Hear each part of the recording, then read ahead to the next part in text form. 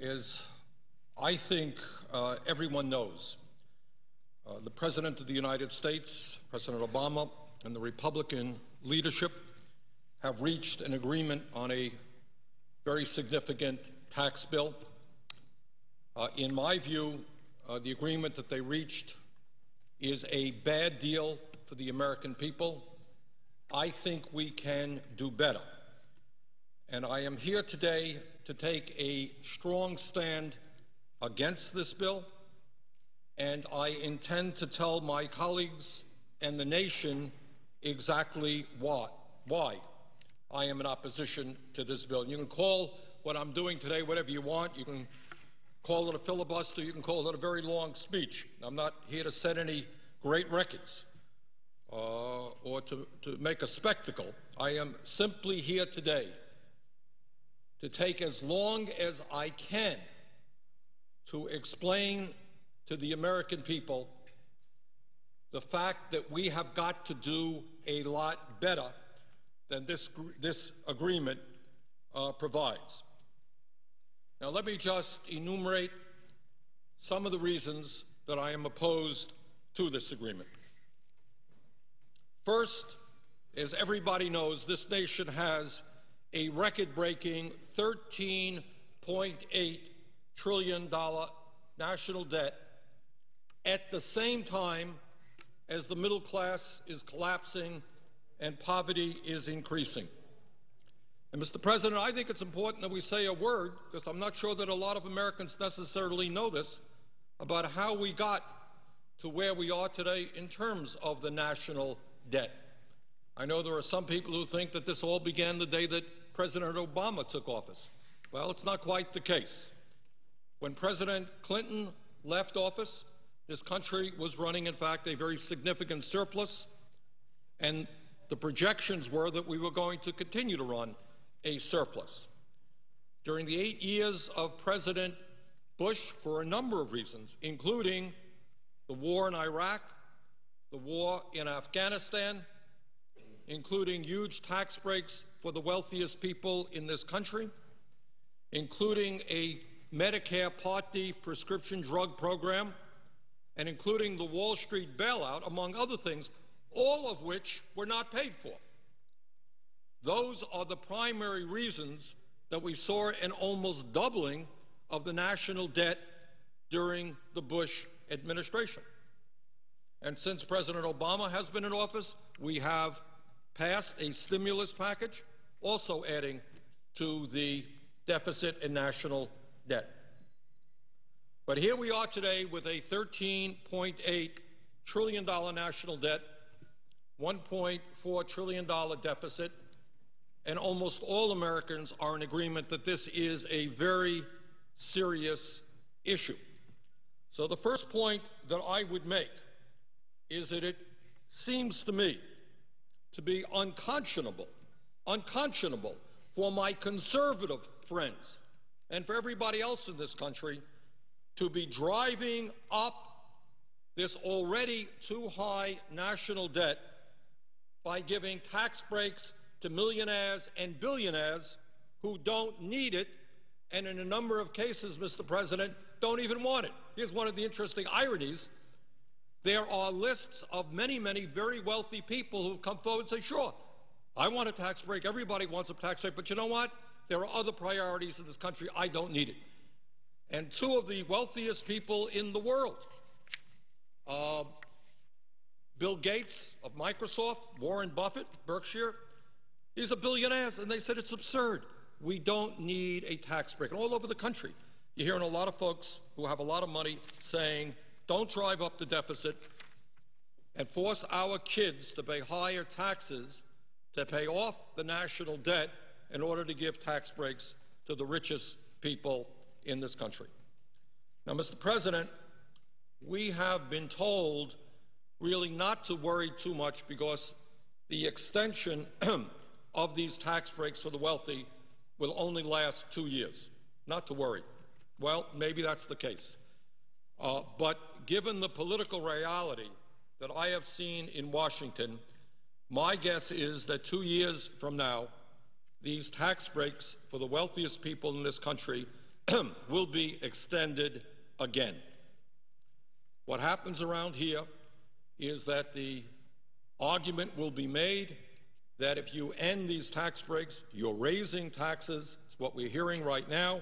I see no reason why in the middle of a presidential election those arguments will not be made again, and I see no reason not to believe that those tax breaks will be extended again.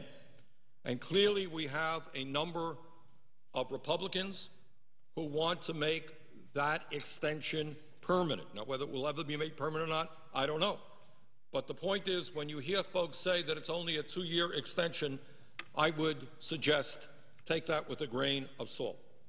And let me just say that if, in fact, we do what the Republicans have wanted to do right now, as we enter this debate, they wanted a 10-year extension, that would add $700 billion to our national debt, $700 billion. Now, I've got 4 kids, and I've got 6 grandchildren, and I think it is grossly unfair. None of them have a whole lot of money. I think it is grossly unfair to ask my kids and grandchildren and the children all over this country to be paying higher taxes in order to provide tax breaks for billionaires because we've driven up the national debt. That is just plain wrong.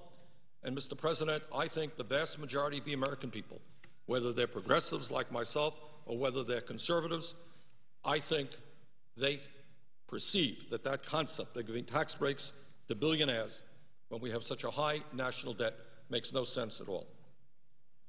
Furthermore, Mr. President, it is important to point out that extending income tax breaks to the top 2% is not the only unfair tax proposal in this agreement. This agreement between the President and the Republican leadership also calls for a continuation of the Bush-era 15% tax rate on capital gains and dividends, meaning that those people who make their living off their investments will continue to pay a substantially lower tax rate than firemen, teachers, nurses, carpenters, and virtually all the other working people of this country. And I just don't think that that's fair. That's wrong. And we are continuing, if this agreement were to be passed, that unfair arrangement.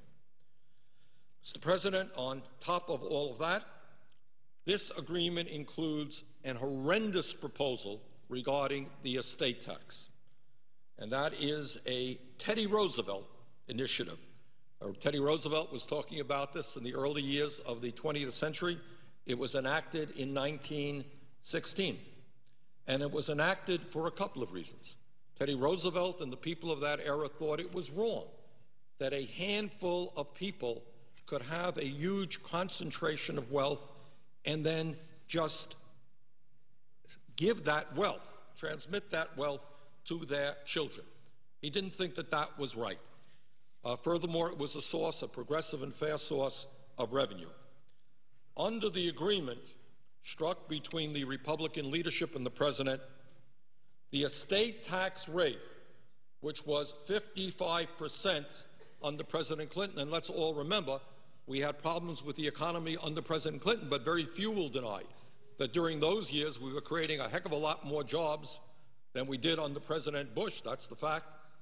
Over 20 million jobs under President Clinton. We lost 600,000 private sector jobs under President Bush. During the Clinton era, the tax rate on the estate tax was 55%. What this arrangement would do is lower that tax rate to 35% with an exemption on the first $5 million of an individual's estate, $10 million for couples.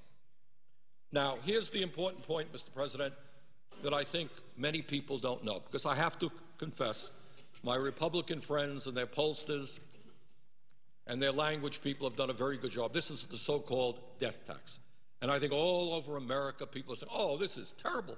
I have $50,000 in the bank, and I want to leave that to my kids, and the government is going to take 55% of that, 35% of that. What an outrage. So let us be very, very clear. This tax applies only to the top 0.3% of American families. 99.7% of American families will not pay one nickel in an estate tax. This is not a tax on the rich. This is a tax on the very, very, very rich. And if my Republican friends had been successful in doing what they want,